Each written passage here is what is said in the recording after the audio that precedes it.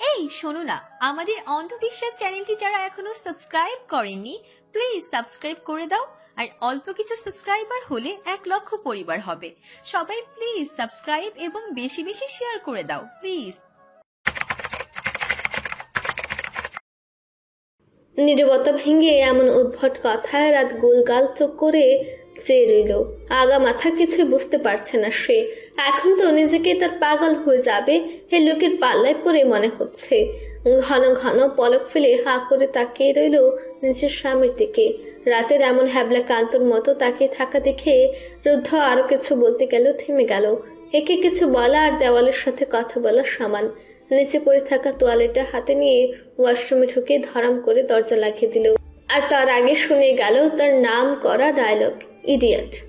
রুদ্ধ যাওয়ার পরেও রাত হা করে চেয়ে রইল বাথরুমের দরজার দিকে, যেন দরজার উপরে কোনো রাক্ষস আছে, যে কোনো সময় এসে খুবলে খেয়ে ফেলবে তাকে। দরজার দিকে তাকিয়ে ছোট উল্টে বলে উঠল রাত। খাটাস একটা, খবিশ লোক, বেয়াদ্দব লোক, ভীষণ বজ্জাত আর উদ্ভট একটা বদলোক। এর খপ্পরে থেকে কোন দিন অক্কাপে পটল তুলবো আমি। বাবা আর ছেলে পায়নি, ধুর।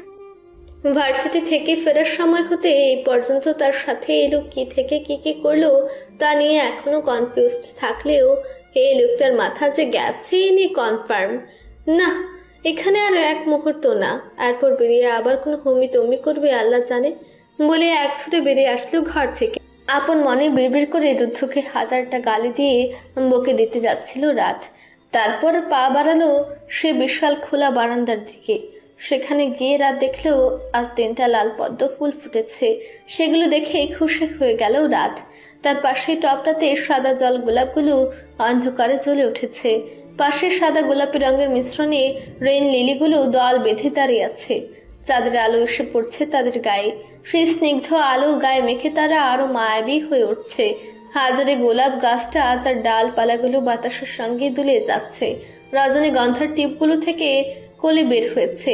নাইট ব্লুমিং সিরিয়াস রাতের রানী নামে পরিচিত এই সাদা ফুলটি কেবল রাতে ফুটে এবং সকালে ঝরে পড়ে।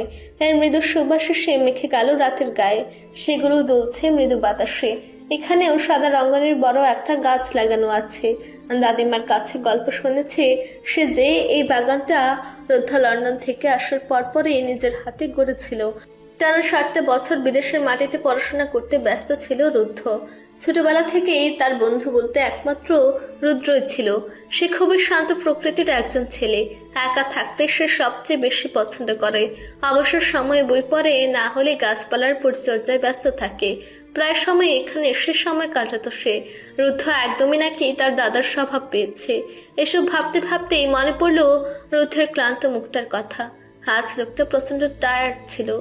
দেখে বোঝা যাচ্ছিল কাজের চাপ যাচ্ছে প্রচন্ড তার উপর থেকে। এসব ভাবতে ভাবতে রান্নাঘরের দিকে পা বাড়ালো রুদ্ধের জন্য 1 গ্লাস ঠান্ডার শরবত তৈরি করে নিয়ে যাওয়ার উদ্দেশ্যে। শুভ্রাদের কলেজে প্রতি বছর 2বার স্পোর্টস হয়, কিন্তু শুভ্রা আর সাবি কখনোই অ্যাটেন্ড করে না। কিন্তু মেয়েদেরকে ডান্স প্র্যাকটিস করতে দেখে শুভ্রার আজ খুব ইচ্ছে হলো একটা কাপল ডান্স করার। সে সাবিহকে টানতে টানতে ফাঁকা একটা ক্লাসরুমে নিয়ে আসলো। তা দেখে সাবিহ নিজের শার্টের খুলে রাখা বোতাম দুটো পুনরায় লাগিয়ে শুভ্রার দিকে তাকিয়ে হতভাগ গলায় বলল, বাকি ব্যাপার লুচু মহিলা। হাই হয়ে গেছো নাকি? আমার মতো অসহায় ভোলাবালা একটা ছেলেকে টানতে টানতে এভাবে ফাঁকা একটা ক্লাসরুমে নিয়ে এসেছো কেন? হ্যাঁ, মতলব কি তোমার? এই চুপ থাক বাবা টুল্লা বেটা, নাচবো তাই এনেছি। স্যানোরিটা গানটা চালাতো। আর হ্যাঁ, সুন্দর করে নাচবি, আমি চেমনে চেমনে বলবো, না হলে এমন লাথি মারুম যে উড়াইয়া গিয়া পড়বি কুদ্দুস স্যারের কোলে গিয়া। এই বেডি, তুই আবার শুরু করেছিস? আরে হিজলা স্যারের নাম মুখে আনবি না বলে দিলাম। ইয়াক বাবা, তোর কত বড় সাহস! তোর ছোট ছোট 2টা পা দিয়ে আমার সামনে দাঁড়িয়ে তুই আমার সাথে জোর করে কথা বলতেছিস? তোর কপাল ভালো, আমার মুড এখনো ভালো, না হলে তোকে যে আজকে আমি কি করতাম। ভুলে বাবু, সরি হলো না। কি হাই হাই করতেছিস তুই আবার? চুপ! আর ভুলেও বান্দরের মতো নাচবি না। ওই যে তোর একটা নাচ আছে না, 2 হাত 2 দিকে ঝুলিয়ে, ওই ভয়ঙ্কর নাচ তুই ভুলেও আমার সামনে করবি না। আর ঠ্যাং দুইটা এপাশ ওপাশ করবি না, ওটা করলে কিন্তু থাপ্পড় খাবি। বলে সাবিহর হাত ধরে ডান্স স্টেপগুলো এক এক করে শেখাতে লাগলো শুভ্রা। যদিও সাবিহ নাচে নও জানে না, নাচতে গিয়ে 2-3 বার উষ্টা খায়াও পড়েছে, তবু সাহস করে কিছু বলতে পারছে না শুভ্রাকে। যদি ঠাস করে কানের নিচে লাগিয়ে দেয় একটা, তখন পাক্কা দীর্ঘ আধ ঘন্টা ধরে ঠান্ডা পানির শাওয়ার নিয়ে এখন বেশ হালকা লাগছে রুদ্ধের। মাথা মুছতে মুছতে বেরিয়ে এলো। ওয়াশরুমের দরজাটা লাগিয়ে পেছনে ঘুরতে আবারও থেমে গেল। বিরক্তিতে চোখ কুঁচকে নিল। এই মেয়ে এমন সং হয়ে দাঁড়িয়ে আছে কেন? মুখে আবারও সে ফিক্সড স্মাইলটা বলে দিচ্ছে যে এই মেয়ের মাথায় উল্টা পাল্টা আবার কোনো শয়তানি বুদ্ধি ঘুরঘুর করছে, আবারও নিশ্চয়ই কোনো ঘাবলা করবে সে। রুদ্ধ খেয়াল করেছে রাত যতবার এরকম লুক দিয়ে হাসে ততবারে তাকে কোনো না কোনোভাবে নাকানে চোবানি খাওয়ার মতো কাণ্ড হয়। একদমই বিশ্বাস নেই একে দিয়ে, এর চেয়ে যত দূরে থাকা যায় তত ভালো। তাই রুদ্ধ তার দিকে ভ্রুক্ষেপ না করে আয়নার সামনে যেতেই রাতও এসে পেছনে দাঁড়ালো। মুখে হাসি রেখে জিজ্ঞেস করলো, শুনছেন? রুদ্ধ মুখের উপর ঠাস করে বলে উঠল, না। রাত ভোতা মুখে বলল, কেন? রুদ্ধ বিরক্ত হয়ে ছাড়া গলায় বলল, কি কেন? রাত মুখে চর শব্দ করে বলল, শুনছেন না কেন? কানে পানি গিয়েছে গোসল করার সময়। রাতের কথায় রুদ্ধ বিরক্ত হয়ে বলল, ফালতু কথা না বলে কি হয়েছে বলো। রাত হাতে থাকা শরবতের গ্লাসটা দেখে বলল, এই নিন ধরুন, আপনার জন্য শরবত এনেছি। দাও। বলছিলাম কি, আমাকে আপনার কিছু বই ধার দেবেন? না দিলে কিন্তু আমি চুরি করতে বাধ্য হব, বলে দিলাম। হোয়াট ডিড ইউ সে ইট? আপনার এই বিশাল বুকশেলফ থেকে কিছু বই দেবেন আমাকে? আর বুকশেলফ কেউ কি তালা মেরে আটকে রাখে এভাবে? তোমার মতো বাচ্চা টাইপ মেয়ের আবার বই পড়ার শখ আসে কোথা থেকে? আমি মোটেও বাচ্চা না। নাক কোচকে বলল রাত। ও আচ্ছা, তাই নাকি? হুম। তা বলো, কি কোন ধরনের বই চাও তুমি? হুমায়ুন আহমেদের বৃষ্টি বিলাসী বইটা, ওই যে বুকশেলফের 2য় নাম্বার তাকে বাম পাশে রয়েছে, ওটা দিন না বইটা। রুদ্ধ রাতের হাসি হাসি মুখটার দিকে তাকালো।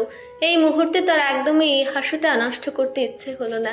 এমনিতেও আজকে বকা দিয়েছে সে রাতকে। রুদ্ধ বুকশেলফের তালা খুলে বইটা বের করে রাতের হাতে দিল। বইটা হাতে পেতেই মহা খুশি হয়ে পড়ল রাত। কিন্তু সে হাসলো না, বরং উপরের ঠোঁটের ভাঁজে নিজের ঠোঁট চেপে নিজের খুশি নিয়ন্ত্রণ করার চেষ্টা করতে লাগলো। বইটা নেওয়ার জন্য এতক্ষণ সে ভালোভাবে কথা বললেও তার অভিমানের কথা সে ভুলে যায়নি। লোকটা তার সাথে আজকে পচা ব্যবহার করেছে। রাত বইটা হাতে নিয়ে বারান্দায় দৌড় মারল। রুদ্ধ খেয়াল করলো মেয়েটা হাসলে অসম্ভব সুন্দর লাগে তাকে। তখনই খেয়াল হলো হুমায়ুন আহমেদের অপেক্ষা উপন্যাসে তিনি বলেছিলেন, হাসলে মেয়েদের যত সুন্দর লাগে, হাসি চেপে রাখলে তার চেয়ে 10 গুণ বেশি সুন্দর লাগে। রুদ্ধের খেয়াল হলো ইদানিং সে একটু বেশি ভাবছে মেয়েটাকে নিয়ে। বেশ মনোযোগ দিয়ে পড়ছে রাত বইটা। হুমায়ুন আহমেদ বরাবরই তার খুব পছন্দের একজন লেখক। সর্বপ্রথম যেদিন সে নিজের জন্য একটা বুকশেলফ তৈরি করেছিল, তার বাবাকে দিয়ে সবার আগে বুকশেলফে হুমায়ুন আহমেদের বই তাতে জায়গা করে নিয়েছিল। বইটা পড়তে পড়তে একটা লাইনে আটকে গেল সে। বৃষ্টি যে কত কথা বলে তা বুঝতে হলে চুপচাপ জানালার পাশে বসে থাকতে হয়। লাইনটা যখনই সে পড়ছিল তখনই ভেতর থেকে রুদ্ধ ডেকে উঠল তাকে। এই বেশ শোনো। বিরক্তিতে চোখ বুজে ফেললো রাত। হাতের বইটা ধাপ করে বন্ধ করে পা বাড়ালো রুমের দিকে। রুদ্ধের সামনে গিয়ে কোমরে হাত দিয়ে দাঁড়িয়ে জিজ্ঞেস করলো, এই মেয়ে করছেন কেন? হ্যাঁ, আমার কি নাম নেই? বকবক করা বন্ধ করে আমার জন্য 1 কাপ কফি নিয়ে এসো চাও। আমি আগে আমাকে আমার নাম ধরে ডেকে বলুন, না হলে আমি যাব না। রুদ্ধ রাতের দিকে না তাকিয়ে রাতকে রাগাতে মজা করে বলল, তোমার নাম জানি না। কি এই লোক বলে কি নিজের বউয়ের নাম জানে না? অথচ এতগুলো দিন সংসার করাও হয়ে গেল তাদের। এ কেমন জামাই? ছি। কি, আপনি আমার নাম জানেন না? রুদ্ধ ল্যাপটপের স্ক্রিনের দিকে চোখ রেখে রাতকে রাগাতে আবারও মিথ্যা বলল, না পারবো না আমি আপনাকে কফি বানিয়ে এনে দিতে। এটা বলেই নাক ফুলিয়ে আবারও হাঁটা দিল রাত বারান্দার দিকে। এই লোক এত খারাপ কেন? এতগুলো দিন পার হয়ে গেল তাদের বিয়ের, আর এখনো এই লোকটার নাম জানে না। আবার বরের মতো হুকুম করে বলে কিনা কফি বানিয়ে আনবার জন্য। ঢং কত! পারবে না সে এই লোককে কফি বানিয়ে খাওয়াতে। রুদ্ধ রাতের যাওয়ার দিকে তাকিয়ে দুষ্টু হাসি দিল। মেয়েটা এত অবুঝ কেন? রাতে খাওয়া শেষে রানু বেগমের সাথে সবকিছু গুছিয়ে রেখে রাত ইচ্ছে করে রুদ্ধের উপর রাগ করে একটু দেরিতেই ঘরে গেল, হাতে ধোয়া ওঠা কফির মগ নিয়ে।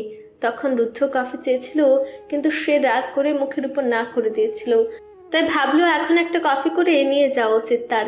ঘরে ঢুকে আশেপাশে তাকিয়ে রুদ্ধকে খুঁজতে লাগলো, কিন্তু কোথাও দেখতে পেল না। কফিটা টেবিলে রেখে এগিয়ে গিয়ে দেখলো রুদ্ধ বারান্দার রেলিং ঘেঁষে দাঁড়িয়ে। তার দিকে পিঠ করে থাকায় রাতকে দেখতে পায়নি। রাত নিঃশব্দে ওখান থেকে এসে ওয়াশরুমে ঢুকে ফ্রেশ হয়ে নিল। ওয়াশরুম থেকে বেরিয়ে কফির কাপটা না দেখে বুঝলো মহাশয় এসে নিয়ে গেছেন তার কফি। তাই আর কোনো কথা না বলে বিছানা গুছিয়ে শুতে নিল। শুয়ে বেশ কিছুক্ষণ এপাশ ওপাশ করেও ঘুম এলো না তার। রুদ্ধ বারান্দা থেকে এখনো ফেরেনি ঘরে।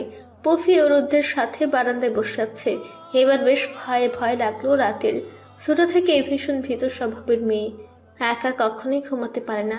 তার উপর বারান্দায় রুদ্ধেরও কোনো সারা শব্দ নেই। উঠে বসে পর্দার ফাঁক দিয়ে দেখার চেষ্টা করলো, কিন্তু বারান্দার লাইটটাও নেভানো। এই লোকটা এত অন্ধকার করে রাখে কেন, সবকিছু রাত বুঝে না। আস্তে আস্তে খাট থেকে নেমে এগিয়ে গেল বারান্দার দিকে। ঘুটঘুটে অন্ধকারে মানুষের চিহ্ন মাত্র দেখা যাচ্ছে না। ঘরের লাইটটাও নেভানো। অন্ধকারে হাতড়ে এগিয়ে গেল রাত। হুট করে রাতের ভীষণ ভয় হতে লাগলো। এখানেই তো ছিল লোকটা, কই গেল? তখন লোকটার সাথে ওভাবে কথা বলায় কি রুদ্ধ রাগ করেছে তার উপর? শুনছেন, আপনি কোথায় আছেন? আমতা আমতা করে বলে আর একটু এগিয়ে গেল রাত। কোনো উত্তরও আসছে না দেখে রাতের এই মুহূর্তে সব ভয় জুড়ে বসলো। অন্ধকারে কোনো দিকে হাঁটছে বুঝতে না পেরে এলোমেলো পা ফেলে এগিয়ে গেল। হঠাৎ নিজের কাঁধের উপর গরম নিঃশ্বাস আসতে পড়া অনুভূত হলো রাতের। প্রথমে মনের ভুল ভাবলেও গরম উত্তপ্ত নিঃশ্বাসের প্রগাঢ়তা ক্রমশই যেন গাঢ় হলো, যেন সূচের মতো ঢুকে যাচ্ছে ঘাড়ে কাঁধে। ভয় শুকনো ঢুকিল রাত। এই গরমেও সারা শরীরে হিম হাওয়া বয়ে গেল। পদক্ষেপ 2 কদম পেছাতেই শক্ত কিছুর সাথে পিঠ ঠেকতেই রাত ঘাবড়ে চেঁচিয়ে উঠতে নিলে কেউ পেছন থেকে মুখটা চেপে ধরলো। রাত হাত পা এলো পাতারে ছোড়াছুড়ি করলো। কানের কাছে এসে কেউ হিসিয়ে বলল, উস, একদম চেঁচামেচি করে আমার মান সম্মানে 12টা বাজানোর চেষ্টা করবে না। এত রাতে এখানে কেন এসেছো?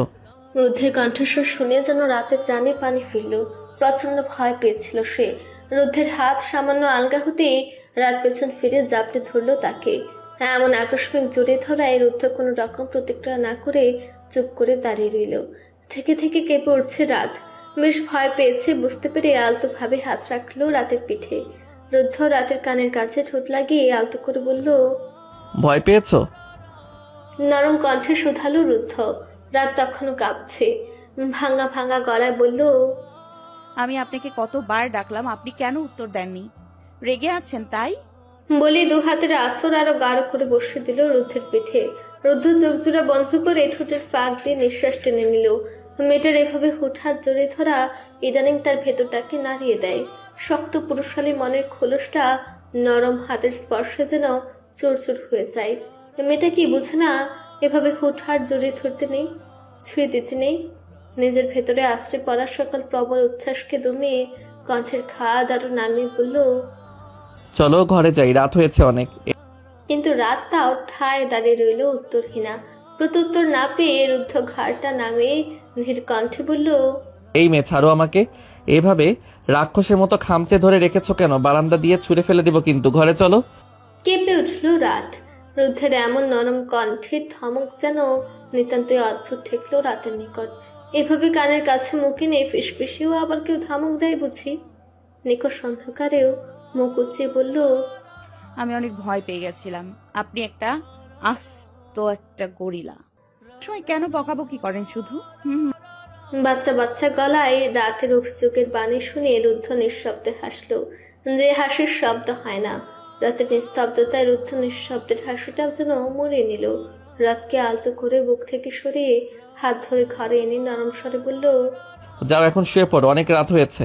কালকে সকালে ক্লাস আছে তোমার। আপনি ঘুমাবেন না? রুদ্ধ কথার সাথে সাথে বলল রাত। রুদ্ধ খানিকক্ষণ থমকে রাতের দিকে চেয়ে কিছু একটা ভেবে ছোট করে হুঁ বলেই ওয়াশরুমের দিকে চলে গেল। রাত রুদ্ধের যাওয়ার পানে চেয়ে আবার খাটে এসে শুয়ে পড়ল পুফিকে কোলে নিয়ে। পুফির সাদা পশমে আদর করে হাত বুলিয়ে ঘুম পাড়িয়ে দিল তাকে। অনেকক্ষণ সময় নিয়ে ফ্রেশ হয়ে বেরোলো রুদ্ধ। রাত উপাসে মুখ করে শুয়ে আছে।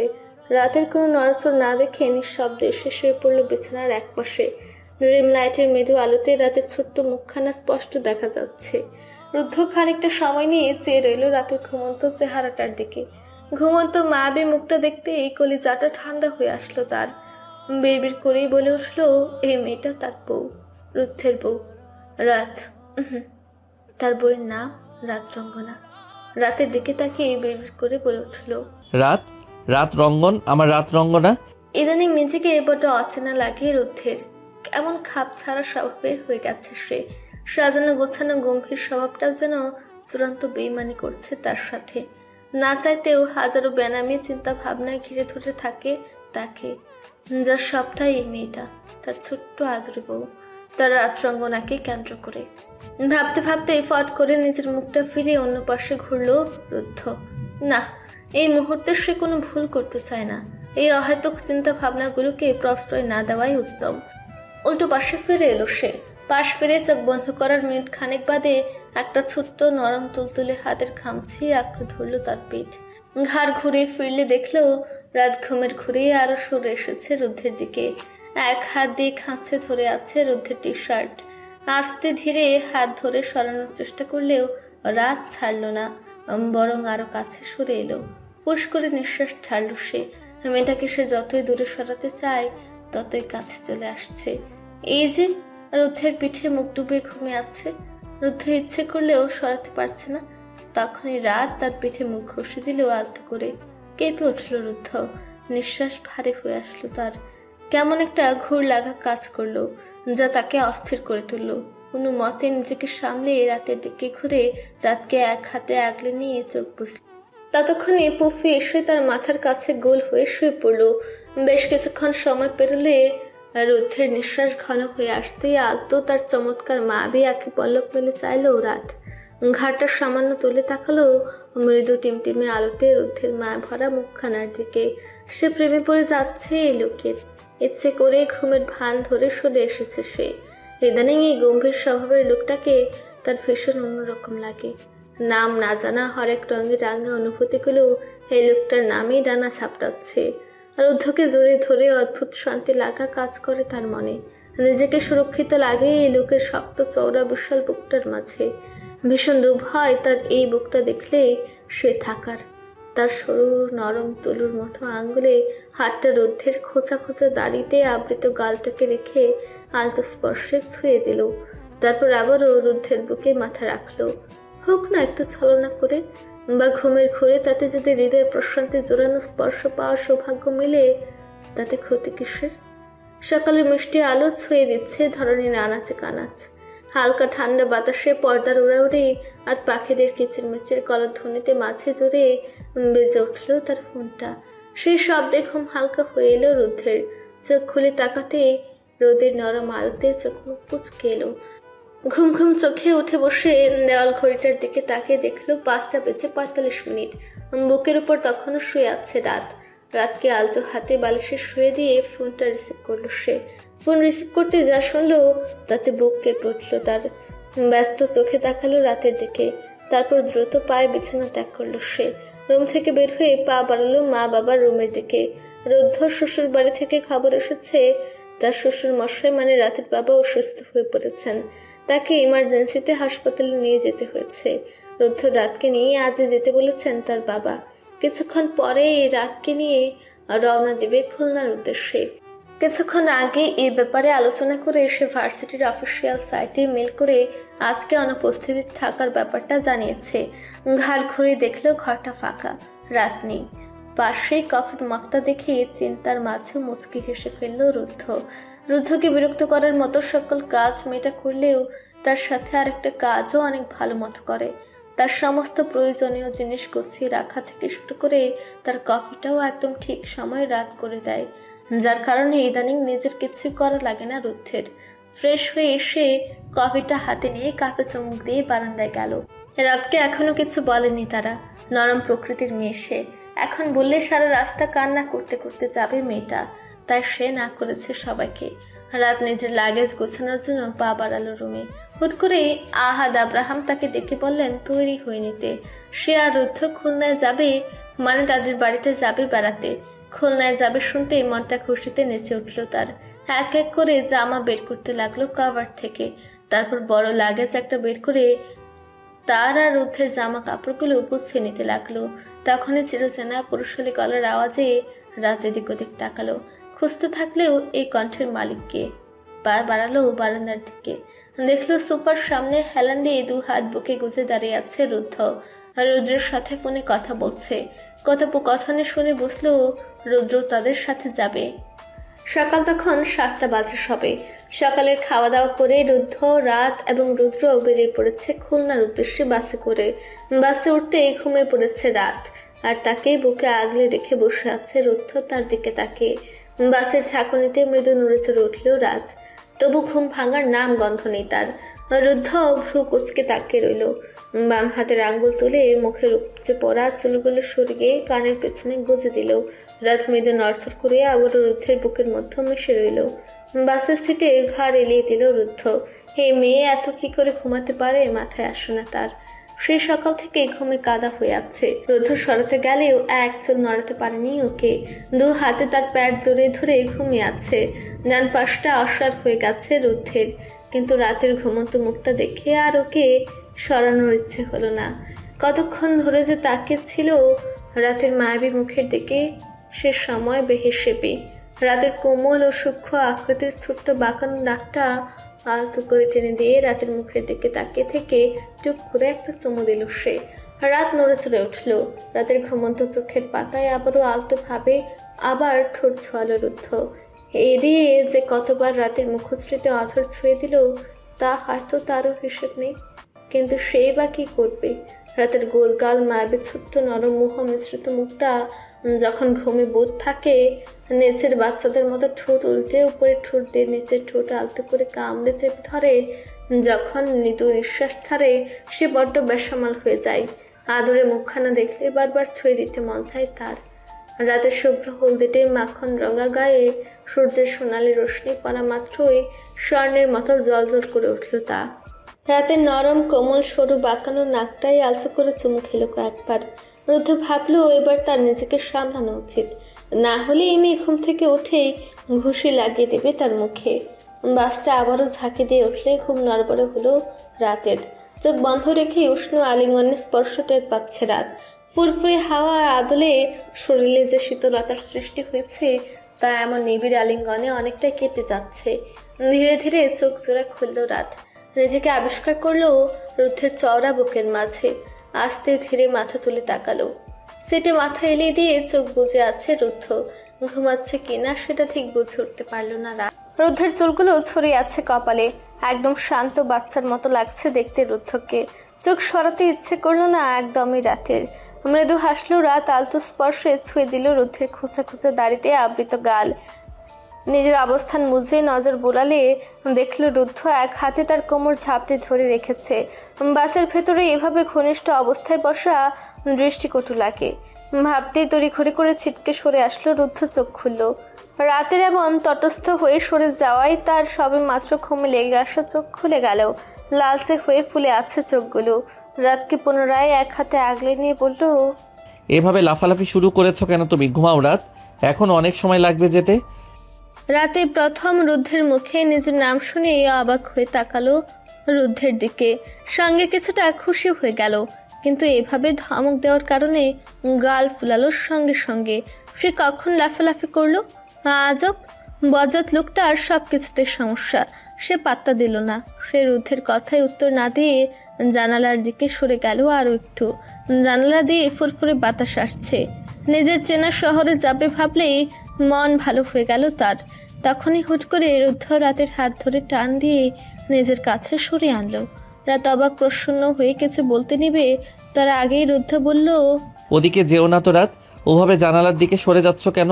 কাছে আসো আমার। বাসের ঝাঁকিতে তো উড়ে চলে যাবা তুমি। রাত চোখ কুচকে নিল, নাক ফুলিয়ে ফেললো সে। তারপর ঠোঁট উল্টে বাচ্চাদের মতো মুখ গুমরা মুখ করে বলল, আমাকে কোন দিক দিয়ে বাচ্চা মনে হচ্ছে আপনার যে জানালা দিয়ে বেরিয়ে উড়ে চলে যাব সামান্য ঝাঁকিতে? আজব। ও তাই নাকি? আমার তো তোমাকে দেখলেই গুলুমুলো পিচ্চি বাচ্চা লাগে, যে কিনা কিছু হলেই নাক ঠোঁট ফুলিয়ে বসে থাকে। তাই বাতাস হলে উড়ে যেতেই পারো। নট ইম্পসিবল, তাই দূরে না গিয়ে আমার কাছে আসো, কুইক। রাত মুখ ভ্যাংচালো। রুদ্ধের শক্ত হাত থেকে নিজেকে ছাড়িয়ে আবারও জানালার ধারে সরতে গেলে রুদ্ধ চেপে ধরে রাখলো। একটানে নিজের বুকের সাথে রাতের পিঠ লাগিয়ে তাকে বসে দিল নিজের সঙ্গে মিশিয়ে। রাত ছোটখাটো হওয়ায় মাথাটা রুদ্ধের গলা পর্যন্ত ঠেকলো। রুদ্ধ রাতের ছোট্ট মাথায় নিজের গাল থেকে হেলান দেওয়ার মতো করে সিটে মাথা এলিয়ে দিল। চোখ বন্ধ করে বলল, একটুখানি পিচ্ছি বউ, আমার কাঁধে তো মাথা রাখা যায় না, ভুলেও একটু নড়াচড়াও করবা না, শান্ত হয়ে থাকবা, ঘুমাবো আমি। আজব তো, আমি কি ধরে রেখেছি আপনাকে যে আমার কারণে আপনি ঘুমোতে পারছেন না নাকি? মানা করেছি আপনি ঘুমান আপনার মতো, আমাকে এভাবে চেপে ধরছেন কেন? ছাড়ুন। চুপ থাকো মেয়ে তুমি। সারাটা সকাল 4 ঘন্টা আমার বুক দখল করে ঘুমিয়েছ, তখন কি আমি কিছু বলেছি তোমাকে? এখন আমি ঘুমাবো, ডোন্ট মুভ, নড়লেই ছুঁড়ে মারবো বাস থেকে তোমাকে। বলে চুপ করে গেল। রাতও আর কথা বাড়ালো না। তখন প্রায় দুপুর হতে শুরু করেছে, হয়তো 12টার কাছাকাছি হবে সময়, কিন্তু আকাশ দেখে তা বোঝার উপায় নেই। ঘন ধূসর কালো মেঘে ঢেকে গেছে আকাশ, যেন খুব মন খারাপ আজ তার। আকাশের দিকে তাকিয়ে অজানা এক ভয়ে বুক কেঁপে উঠল রাতের। প্রায় 1-1.5 ঘন্টা পরে বাসটা এসে ব্রেক কষলো স্ট্যান্ডে। মৃদু ঝাঁকুনিতে রুদ্ধ চোখ খুলে তাকালো। রাতকে বলে উঠে দাঁড়ালে 2 সিট সামনে থেকে রুদ্র উঠে দাঁড়ালো। রুদ্ধ দাঁড়িয়ে চোখের ইশারায় রুদ্রকে কিছু জিজ্ঞেস করলো। রুদ্র ভ্রু উঁচিয়ে কিছু একটা ইশারা করতেই চোখ মুখে চিন্তার ভাঁজ ফুটে উঠল রুদ্ধের। আলতো হাতে রাতের হাত আঁকড়ে ধরে নেমে আসলো বাস থেকে। তারপর উঠে পড়লো তাদের জন্য রাতের বাড়ি থেকে পাঠানো প্রাইভেট কারে। রাত চুপটি করে তাকিয়ে দেখলো রুদ্ধকে। হুট করে এত চিন্তিত কেন দেখাচ্ছে সেটা ভাবতে লাগলো। অজানা এক ভয়ে বুকটা ধক করে কেঁপে উঠল রাতের। যদিও কিছু সে আজ করতে পারেনি, সে যে এক বিষাক্ত ঝড় ধেয়ে আসছে তাদের দিকে। দুপুর 1টার মধ্যেই খানবাড়ি পৌঁছানোর কথা ছিল তাদের, কিন্তু গাড়ি অন্য রাস্তায় যাচ্ছে দেখেই রাতের কপাল কুঁচকে এলো। রুদ্ধকে কিছু জিজ্ঞেস করবে, কিন্তু সে সাহস আর হচ্ছে না। রক্তের মতো লাল হয়ে আছে রুদ্ধের চোখ মুখ। রুদ্র ভাইও কারোর সাথে ফোনে একভাবে কথা বলেই যাচ্ছে, কিছুই বুঝে উঠতে পারছে না রাত যে কি হচ্ছে। অজানা এক ভয়ে বারবার হৃদয় কেঁপে উঠছে তার। খানিকক্ষণ বাদে গিয়ে পৌঁছালো তারা খুলনা সিটি মেডিকেল কলেজ হসপিটালের সামনে। হাসপাতালের সামনে গাড়ি থামতেই রাত রুদ্রের দিকে তাকালো। রুদ্র তার হাত শক্ত করে ধরে আছে। কিছুক্ষণ পরেই রুদ্র গাড়ি থেকে নেমে গেল। রুদ্র তাকে গাড়ির মধ্যে বসে থাকতে বলে সেও নেমে গেল গাড়ি থেকে। কিছুক্ষণ পরেই রাতের ফুফাতো বোন মাহজাবিন তার গাড়িতে এসে তার পাশে এসে বসলো। তারপর গাড়ি চলা শুরু করলো। পুরোটা সময় রাত কথা বলতে গিয়ে মুখ থেকে একটা শব্দ বের করতে পারলো না কেন জানি। লোকটা কোথায় গেল হুট করে? চারপাশে তাকালো রাত, কিন্তু পেল না রুদ্ধকে কোথাও। কিছুক্ষণ পরে গাড়ি এসে থামলো খান বাড়ির সামনে। গাড়ি থেকে নেমেই মাহজাবিন রাতের হাত ধরে বাড়ির ভেতরে প্রবেশ করলো। বাড়ির পরিবেশ একদম থমথমে হয়ে আছে। ভেতরে গিয়ে দেখলো তার ছোট চাচা চাচি, চাচাতো বোন, ছোট ফুপি, তার মামি আর তার খালামণি, এমনকি আরো কিছু আত্মীয় স্বজন এসেছে। রাত কোনো কিছুই বুঝে উঠতে পারলো না। আচমকা মন কেঁদে উঠল তার। মা বাবা ঠিক আছে তো? চিন্তায় মাথা ভার হয়ে আসলো তার। বাড়ির কেউ কোনো কথা বলছে না তার সাথে। সে রুমের ভেতরে প্রবেশ করতেই তার মেঝো ফুপি এসে জড়িয়ে ধরলো তাকে। হাও মাও করে কান্নায় ভেঙে পড়লো সে রাতকে বুকে জড়িয়ে ধরে। তখনই ব্যস্ত পায়ে বাড়িতে ঢুকলো রাতের ছোট ভাই মিনহাজ। চোখ মুখ অসম্ভব লাল হয়ে আছে তার। রাতকে দেখে বুকে টেনে নিল বড় বোনকে। রাত থ মেরে থাকলো পুরো সময়টা। তখনই একজন রাতের মাকে অজ্ঞান অবস্থায় রুমে নিয়ে যেতে থাকলো রাতের মামা। তখনই রুদ্র প্রবেশ করলো। পেছন পেছন রুদ্র আসলো তার সাথে। রুদ্রকে দেখতেই রাতের মন কেমন হয়ে আসলো। খালি খালি লাগছিল তার এতক্ষণ। রুদ্রকে দেখতেই স্বস্তি নিঃশ্বাস নিল সে। রুদ্র রাতের হাত ধরে নিয়ে গেল তাকে নিজের সাথে করে রাতের রুমে। রাতের খুলনা আসার পথে খবর এসেছিল রাতের বাবার অবস্থা খুব খারাপ, ইমিডিয়েটলি ইমার্জেন্সিতে অপারেশন করাতে হয়েছে তাকে। তখন রাত ঘুমে থাকায় কিছু টের পায়নি সে, কিন্তু অপারেশন চলাকালীন অবস্থায় রাতের বাবা পৃথিবীর মায়া ত্যাগ করে তার শেষ নিঃশ্বাস ছাড়েন। গাড়ি থেকে নামতেই রুদ্রের কাছে এই খবর শুনতে পায় রুদ্ধ। তাই তারা তখন খান বাড়িতে না এসে সোজা হাসপাতালে গিয়েছিল। রাতকে এখনো কেউ কিচ্ছু জানায়নি। সে নিজেই মানা করেছিল জানাতে, রাতকে সে জানাবে বলে। চারপাশে ধূসর এক চাদরে মোড়ানো। আকাশটা একটানা থমথমে, রোদ নেই, আলো নেই, শুধু একরাশ চাপা অন্ধকার চারিদিকের আলোটাকে গিলে ফেলেছে। দূরের গাছে হালকা বাতাসে কাঁপতে থাকা পাতাগুলোর শব্দ নেই, যেন তারা কোনো অজানা এক কষ্টে নিঃশব্দ হয়ে গেছে। বাতাস ভারী রুমের, নিঃশ্বাস নিতে কষ্ট হয় রাতের। তখনই কাকের কর্কশ ডাক শোনা যায় দূরে কোথাও। সেই শব্দ কানে আসতে কেঁপে ওঠে দাঁত। ডাকটা যেন এক অলক্ষ্য মৃত্যুর দূত। পাড়ার কুকুরগুলো অকারণে ঘেউ ঘেউ করছে, আবার হঠাৎ থেমে যাচ্ছে। প্রকৃতির এই অস্বাভাবিক নীরবতা, এই থমকে যাওয়ার সময় যেন গলা চেপে ধরা কোনো অজানা আতঙ্কের পূর্বাভাস দিচ্ছে রাতকে। রাতকে রুদ্ধ রাতের রুমে নিয়ে এসে বসিয়ে লাগেজ থেকে সাদা রঙের একটা পাঞ্জাবি বের করে গায়ে জড়িয়ে নিল। রাত তখন ভাঙা গলায় রুদ্ধকে জিজ্ঞেস করলো, নিয়মিত ভালোবাসার গল্প শুনতে এবং পড়তে আমাদের অন্ধবিশ্বাস চ্যানেলটি সাবস্ক্রাইব করে পাশে থাকা বেল আইকনটি ক্লিক করুন। ধন্যবাদ সবাইকে।